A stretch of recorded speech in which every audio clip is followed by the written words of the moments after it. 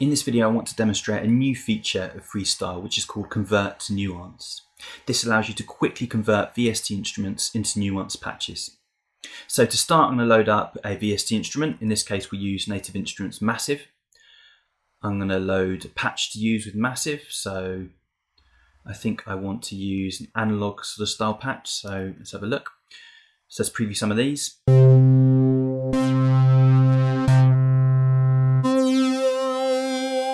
I think I'll use Analog Classic 2, so I'm going to drag that into Massive.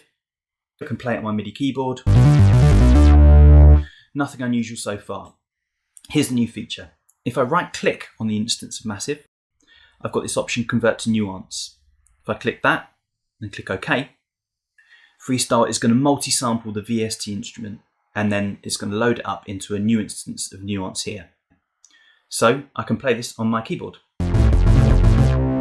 As you can hear, it's a faithful reproduction of the original VST instrument. So if we just delve a little bit deeper, we can have a look at the mapping and we can see here that Freestyle has multi-sampled across the pitch range and also multi-sampled across the velocity range. A really clever feature of this is that if we right-click again, we can choose this option, Restore Analog Classic 2. This will restore our instance of Massive into exactly the same state as before we multi-sampled it. So this allows us to go back into Massive, we can tweak some of the settings, and then go back and multi-sample it again.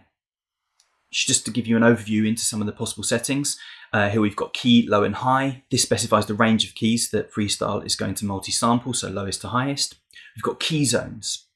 This tells Freestyle how many keys of the keyboard we want to spread each sample over. So at the moment, we've got one sample spread across every 4 keys. If you've got a very detailed, complex patch, you might even want to choose 1 semitone. That means that each key on the keyboard has its own sample. With 4 semitones, we've got 3 samples for every octave of the keyboard.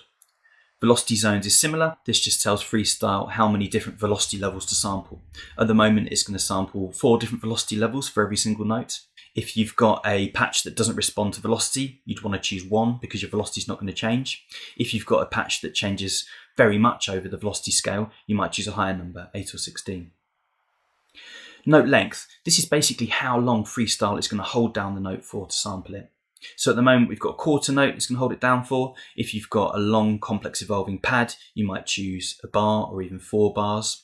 But remember, Freestyle continues recording after it's released the note to fully capture the decay of any sound that's playing.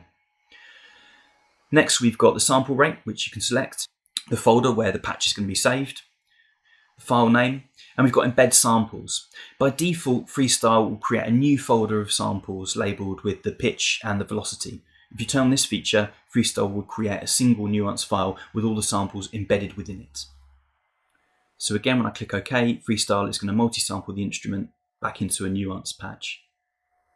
So once we have our samples in Nuance, we can start to edit them in ways that possibly we couldn't with the original synth. So we can add some effects. Maybe a filter.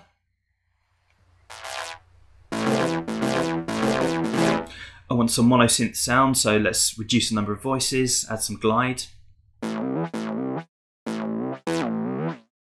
And then maybe add an LFO for a sort of chiptune style pitch effect.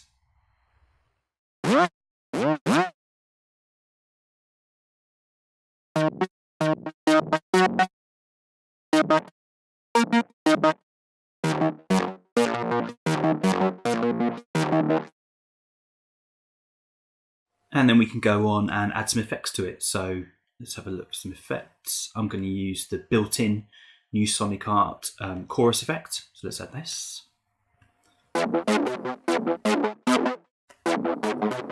And then maybe let's go for a bit of delay as well.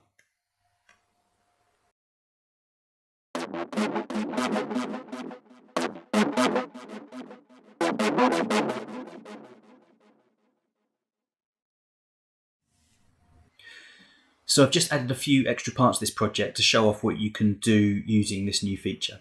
So to show you what I've constructed, I'm going to go into Structure View. So we've got our original patch that we converted earlier, and I've attached an event player to that to play some sound into it. So let's just preview what that's going to sound like just by itself.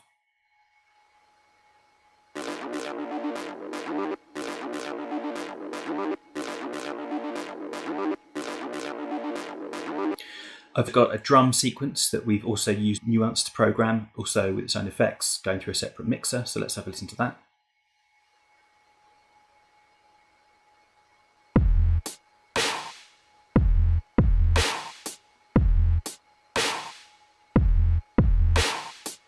And we're using the Spire synth by Reveal Audio to add just another extra part. We've attached it to another event player.